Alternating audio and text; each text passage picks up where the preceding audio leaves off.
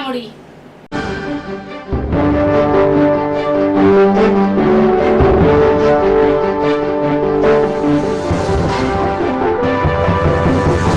विठाई प्रतिष्ठानच्या पुढाकाराने ठाण्यातील प्रसिद्ध अशा जिद्द शाळेत गेल्या 18 वर्षापासून विशेष मुलांसाठी होळीचे आयोजन केले जात आहे.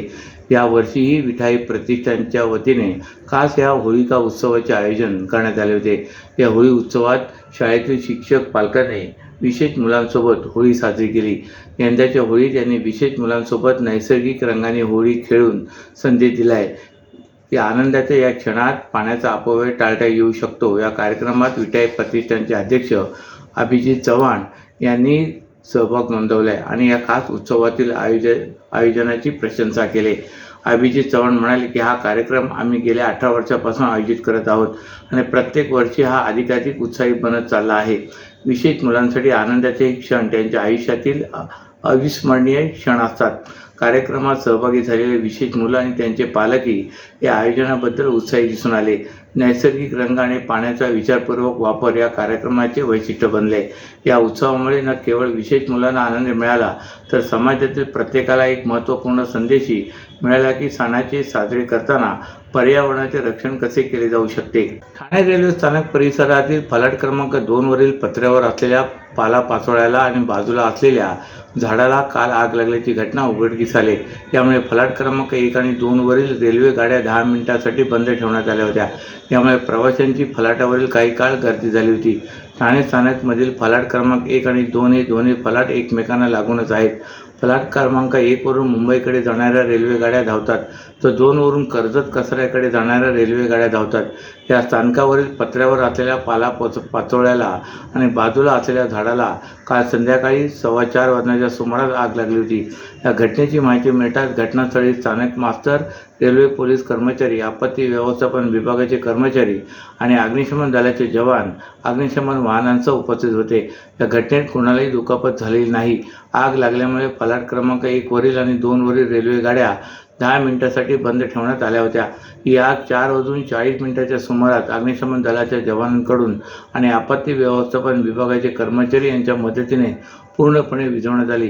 त्यानंतर फलाट क्रमांक 1 आणि 2 वरची रेल्वे सेवा सुरळीत करण्यात आली. भारताचे शेक्सपियर म्हणून ओळखले जाणारे भाषा प्रभू राम गणेश गडकरी यांची बदनामी केल्याच्या निषेधार्थ एकवटलेल्या चांद्रसेनीय कायस्थ प्रभू समाजाने ठाणे शहरात आज तीव्र निदर्शने करून राष्ट्रवादीचे आमदार अमोल मिटकरी यांचा जाहीर धिक्कार केला. अर्धवट माहितीवर आधारित मराठी भाषेला वैभव प्राप्त करून देणाऱ्या राम गणेश गडकरी यांच्या विरोधात बदनामीकारक विधाने केल्याबद्दल संतप्त सीकेपी समाज बांधवांनी अमोल मिटकरी यांच्या फोटोला काळे फासले व त्यांच्यावर कारवाईची मागणी केली. भाषाप्रभू राम गणेश गडकरी यांची बदनामी केल्याच्या निषेधार्थ गेले काही दिवस चांद्रसेनीय कायस्थ प्रभू समाजात मोठा असंतोष निर्माण झाला होता. भारताचे शेक्सपियर म्हणून संपूर्ण जगात ओळख असलेल्या व मराठी भाषेचे वैभव वाढवणाऱ्या राम गणेश गडकरी यांच्या विरोधात अपुऱ्या माहितीवर केलेल्या विधानामुळे सीकेबी समाजात तीव्र नाराजी पसरली होती. त्याचे पडसाद आज ठाण्यात उमटले. ठाणे शहरात जमलेल्या सीकेबी बांधवांनी ठाण्याच्या शासकीय विश्रामगृहासमोर तीव्र निदर्शने केली व अमोल मिटकरी यांच्यावर कारवाईची मागणी केली. तसे निवेदन राज्याचे मुख्यमंत्री देवेंद्र फडणवीस यांनाही पाठवण्यात आले आहे. तसेच जिल्हाधिकाऱ्यांनी एक निवेदन सादर करून अमोल मिटकरी यांच्यावर कारवाईची मागणी केली. भाषाप्रभू राम गणेश गडकरी यांची बदनामी आम्ही सहन करणार नाही असा इशारा आंदोलनकारांतर्फे अखिल भारतीय सीकेपी मध्यवर्तीचे अध्यक्ष समीर गुप्ते यांनी या प्रसंगी दिला आहे. राज्य संन्यास नाटक त्यातील घटना व प्रसंग ज्येष्ठ पत्रकार तुषार राजे यांनी विशद केलेत. गडकरी यांच्यापूर्वी प्रत्येक लेखक, नाटककार आदींनी छत्रपती संभाजी महाराजांचे असे विकृत चित्र रंगवले व राम गणेशांनी लढवय्ये संभाजी महाराज कसे दाखवल्याची माहिती दिली. सीकेपी समाजाची मंडळी अनेक वर्षानंतर प्रथमच रस्त्यावर उतरून आंदोलन करताना दिसली. महाराष्ट्रातील भगिनींना आधार देणारी राज्य शासनाची मुख्यमंत्री माझी लाडकी बहीण योजना. या योजनेअंतर्गत अल्प उत्पन्न गटातील 21 ते 65 वयोगटाच्या भगिनींना मिळणार दरमहा 1500 रुपयांची मदत. अर्ज करण्यासाठी 31 ऑगस्ट 2024 पर्यंत मुदतवाढ. कुटुंबाचं वार्षिक उत्पन्न 2.5 लाख रुपयांपेक्षा कमी असलेल्या महिला पात्र. कुटुंबाकडे पिवळं किंवा केशरी रेशन कार्ड असल्यास उत्पन्नाचा दाखला आवश्यक नाही. पांढरं रेशन कार्ड असेल किंवा रेशन कार्ड नसेल तर कुटुंबाचं वार्षिक उत्पन्न 2.5 लाखांपेक्षा कमी असल्याचा दाखला आवश्यक. योजनेसाठीचा ऑनलाईन अर्ज नारी शक्ती दूत ॲपवरून किंवा पोर्टलवर भरता येईल। ज्या भगिनींना ऑनलाईन अर्ज भरता येत नसेल त्यांच्यासाठी अंगणवाडी, ग्रामपंचायत, वॉर्ड ऑफिस, सेतू सुविधा केंद्रामध्ये किंवा आशाताई बचत गटाच्या CRP यांची मदत उपलब्ध। आता आपल्याला अभिमानानं म्हणता येईल, सुखी आणि सुरक्षित आहे माझी लाडकी बहीण।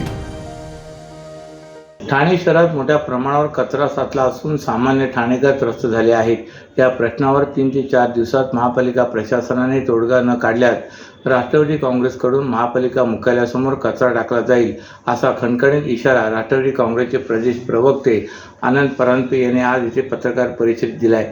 तसेच मुंबई महापालिकेतून ब्लॅक लिस्ट केलेल्या एका विशिष्ट ठेकेदारासाठी कचरा कोंडी घडवली जात आहे का, असा सवाल करीत मुंब्रा येथील अनधिकृत बांधकामांच्या ठिकाणाहून वसुली करण्यासाठी ठाणे महापालिकेतील काही अधिकाऱ्यांमध्ये स्पर्धा लागले।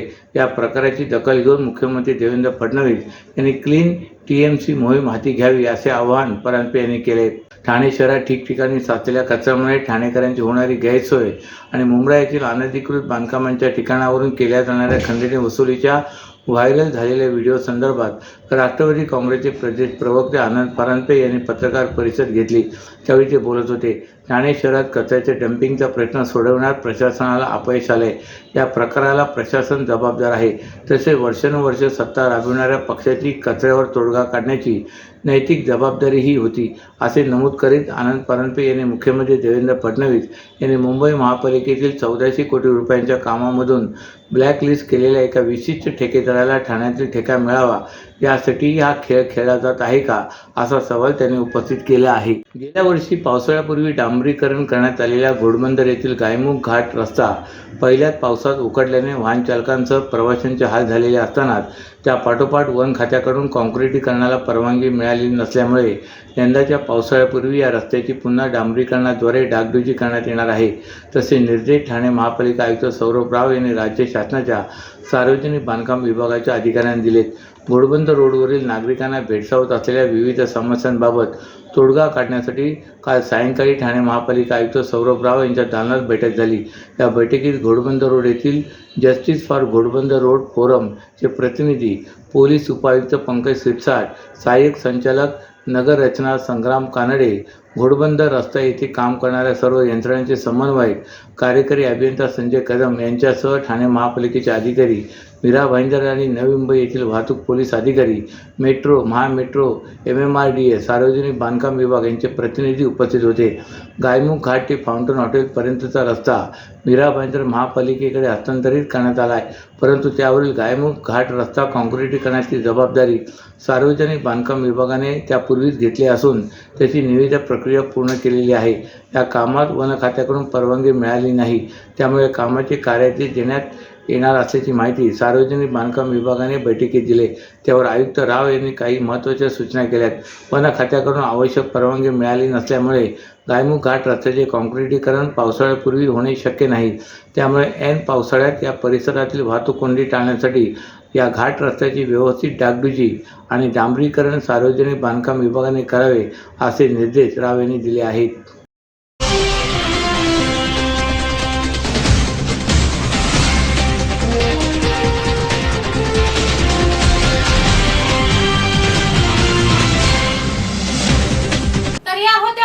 ठळक घडामोडी तर पुन्हा भेटू याच वेळी याच ठिकाणी। ठाणे दर्पण या वृत्तवाहिनीचे प्रसारण YouTube वर पाहायला विसरू नका।